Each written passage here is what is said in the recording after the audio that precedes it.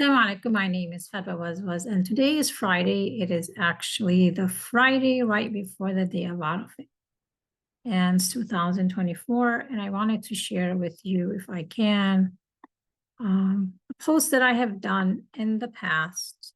It was actually also on a Friday, and I had a particular album called Smile.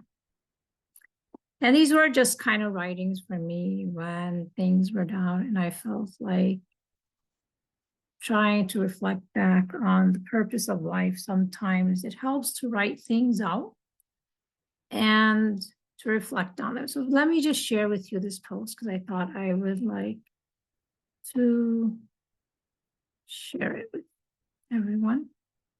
It's an old post, but I wanted to share it with everybody. Okay. So Jum'ah Mubarak, first of all, and it means Blessed Friday. We're asking God to basically bestow his blessings on this day. Friday is a holy day for Muslims. And I started by saying Jum'ah Mubarak and continually reminding people to, always try to ask God for blessings, ask God for his blessings for the month, for the day, for the time that we are in. Everybody has a different view or reflection with God, their view. Some have this understanding. Some say our presence here on earth is a punishment from a vengeful God. And they have this understanding that God is vengeful. Others say, no, it's an expression of love from a compassionate and loving God. I like the saying by Khalil Gibran, it's in one of his poems. In the hour of separation, does love know its depth? Like when you separate from someone, if you genuinely loved him, then the reality of that love will be shown, not when you're together, but when you separate. And our souls were gathered before in a pre-earthly realm.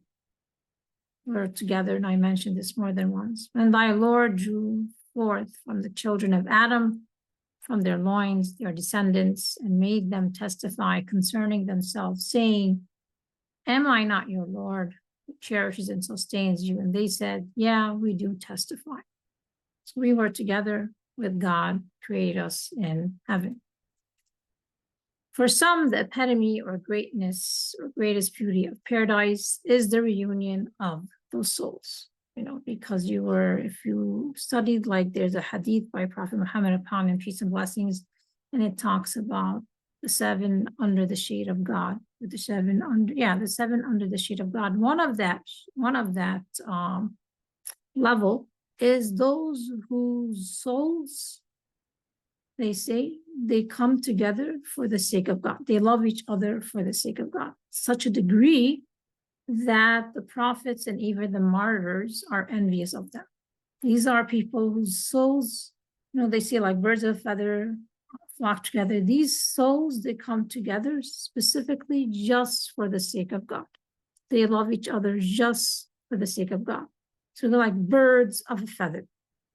You saw that with the story, for example, of Prophet Muhammad, upon peace and blessings, with his wife, Khadijah. Again, those birds of a feather. So the greatest beauty of paradise is when these souls were together in paradise. They were separated because they're connected in paradise by love. They were connected for the love of God. Everything is love. Their relationship with each other, their relationship with God, it's all love upon love. They just kind of bear with me here. And so when they are separated, they start searching for each other also in the world. And again, the greatest epitome for them is that reunion, because once they get separated, some might get martyred, some might get killed. They might not even be connected together at the same time on earth, but they keep searching and looking for each other. They're connected by love. So the greatest epitome or beauty of paradise is the reunion of those souls in paradise. They were connected initially in paradise by love, for the love of God, for the sake of love of God. And they became separated on earth. And then when the greatest epitome is when they return. These are like the people who have genuine, true love of God in their hearts as well as for each other. So just to walk through some of this, to the righteous soul will be said, this is from chapter 89, verse 27-30. O thou soul in complete rest and satisfaction. This is the state of these souls, describing them. Come back thou to thy Lord. Well pleases thyself. I mean, that person is content, not just content, but even went beyond content to be pleased, having not just trust, but having like full love. It went from trust to love whatever God is bringing forth. Now, that's a state that's very high to reach. So not making proclamations about myself here. Well-pleasing unto him. Enter thou then among my devotees, enter thou my heaven. So those souls separated, they were together out of love, for the love of God, separated, and then they reunite in that loving nature. Yeah, birds of a feather flock together. We long to meet our Lord. It is noted that Prophet Muhammad, upon him peace and blessings, longed to meet his brothers that he didn't see. Again, that relationship of love. Now, Prophet Muhammad, upon him peace and blessings, came to this earth before us. But again, we keep searching for each other. Those who came after him search for him, and those who came, and he came before us, and he longs to meet us. See how the souls are connected, and they're all searching for each other, longing to meet each other. It's also noted that Prophet Isa, Jesus, upon him peace, on knowing of Prophet Muhammad, upon him peace and blessings, and his community, longed to be amongst them. Prayed to Allah, and his prayer was accepted. Prayers of some of the prophets, their request for heaven was the company of righteous souls. Joseph, upon him peace, as God, and unite me with the righteous. Solomon, upon him peace, as God, and meet me by thy grace the ranks of righteous servants. Ibrahim, upon him peace, as God, and join me with the righteous. Believers, what cause can we have not to believe in Allah and the truth which has come to us, seeing that we long for our Lord to admit us to the company of the righteous? In the story of Yusuf, sadly, it was turned into a romantic love story between Yusuf and the wife of Al-Aziz, although the wife of Al-Aziz, unknown to her at the time, due to a lack of knowledge, not longing for Yusuf. So rather knowing Yusuf than separated, again, it's that knowing separation stirred the reality in her that was hidden, undiscovered. Her seeking Yusuf was in reality a seeking of the divine. However, missing in the story is, and this is the most important part of the story because we keep focusing on Zulaykha and Yusuf, but a missing part of the story is the longing between Jacob and his son Joseph, because that was the very big separation that took place. Like when we come here on earth, we stay what? The Prophet Muhammad, upon him peace and blessings, 63 years. Others, the most you could say, what, 100? When people before us, thousands of years ago, Prophet Noah, 950 years and plus. But roughly right now, most of us will be like anywhere, the average lifespan, I'm just guessing here, not science, somewhere between like 60, 70, 80 is what I'm hearing. So Jacob and Yusuf were separated for a very, very long time on earth. You know, when he was taken as a slave and then under the kingdom of the Aziz. And so that longing, you know, that increased his love. So that separation, if you have a genuine true heart, like in the time of separation, does love know? You know, it's reality. So you could see that that love increased. Separation increases the love for the one that you're separated from, if that relationship is sincere and a loving relationship. So Jacob was surrounded by sons, and that his soul was not very connected to, as they were disconnected from God. They were pious. You at times will find people who are like religious, but they're religious by lip service. You know, they'll write this and they'll write that, but it's a religious by lip service. Their actions do not confess to their reality, that again, that birds of a feather. So you don't long to meet them because you feel agitated by their presence. Your soul just does not feel at peace, you know, in contentment, relaxation. It doesn't feel that way. And so he used to then turn to God to complain because he could not really feel that relief, you know, from his sons, even though they're sons of a prophet. While separated from distance, time, or knowledge, those connected long to meet their Lord and look forward to the reunion. Because our souls were once connected before separation took place, remember when once upon a time, smile. And so they say in paradise, people and their companions will reminisce, you know, on their time on earth. And so you could see that right here in that particular. Now I did this just to let you know, 2015. And I write about this particular note, you know, in paradise, we came together and then we got separated, and then how the journey went. And I write more than once from that very same part of the Quran. So I found it very beautiful to kind of just reflect on that, and in particular, how these souls who are connected by love in the pre-earthly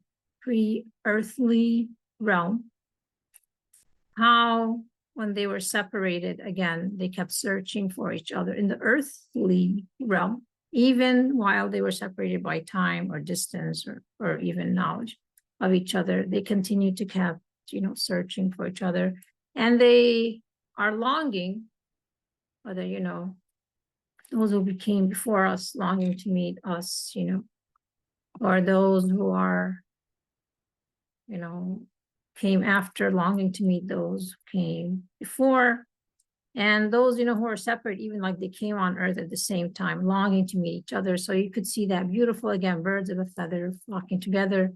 And it fits into the one of the 7 under the shade of the Quran, are those who love each other for the sake of God. Now I wrote this, and I wrote it more than once, and then just to kind of show you something that someone brought my attention. This is by Yasmin Mogahed. And let me show it. It's just in. So you go to Google, and sometimes they'll show you the images just so you know where this is coming from. I don't have her book. I don't read her book. What I do is I do this. I could just show you. You just type, you go to Google, you type her book.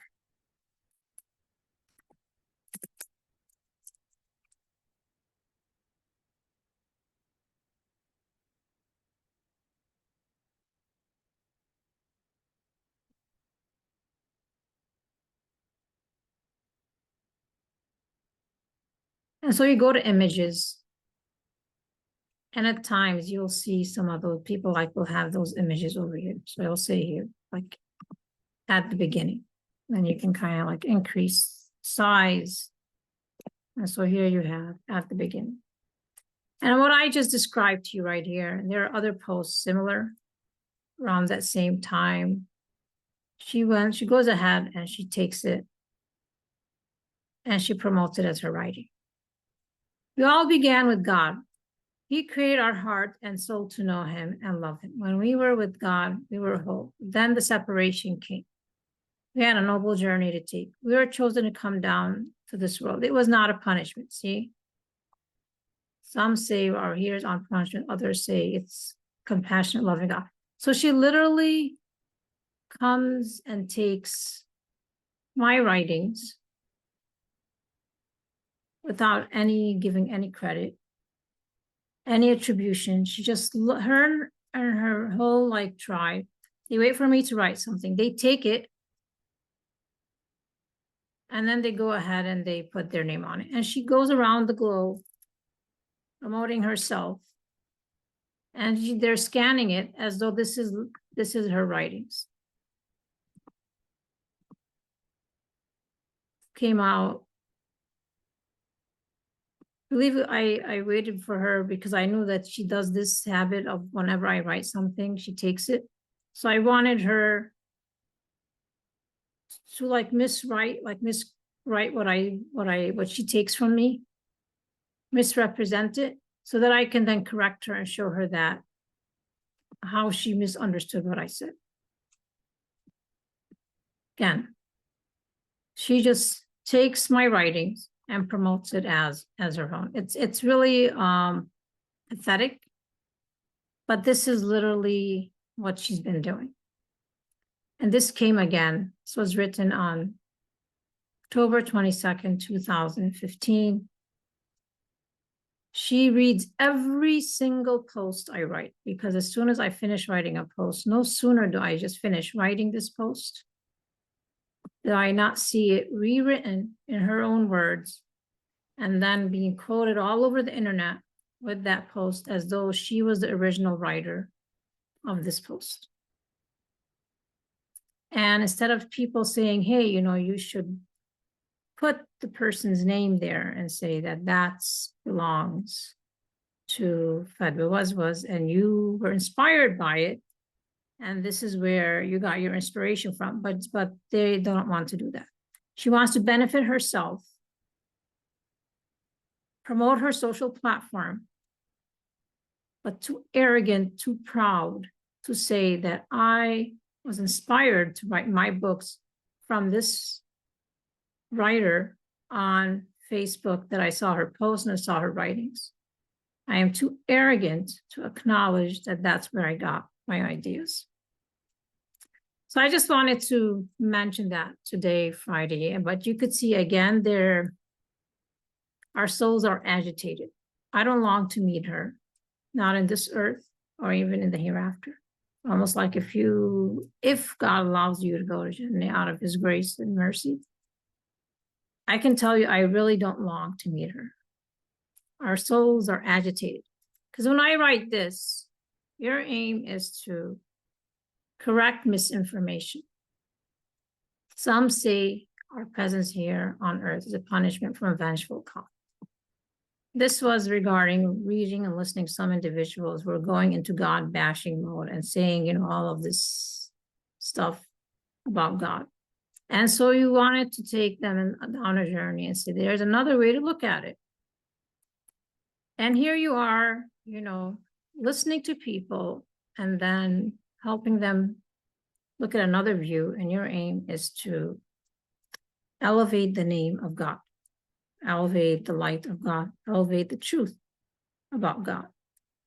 And while you're doing this, someone else comes in and they're looking at what you're doing and they're thinking, how can I elevate myself? How can I promote myself? How can I be famous?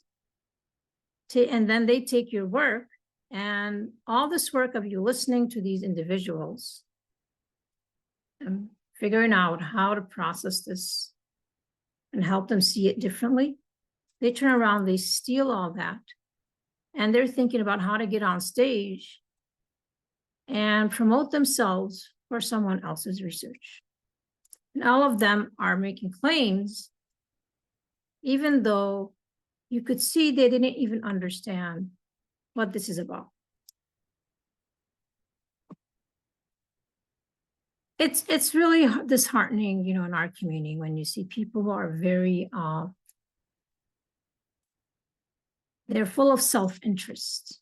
You know, their whole life is just about self-interest, how they can promote themselves, promote their name, promote their platform. They don't care who they step on, who they rob, who they steal, and they're so selfish and proud. They cannot, like I see her, she'll take this post, other people's posts, and she'll share it, but too proud to say, let me promote this post and say, I really like what you wrote, Fedwa. Thank you very much. I was inspired, and this is what I wrote from Fadwa Wazwaz, based on her being inspired by her. No, she takes it and gets her and promotes herself, goes on stage around the world, and yet they belong to the group of people who were actually doing this. Their whole tribe, initially, this was like what they were promoting. And you were pushing back and say that's not the correct understanding of the correct. Just really, really disheartening to see how much selfish, fame-loving, self-promoting individuals we have in our community.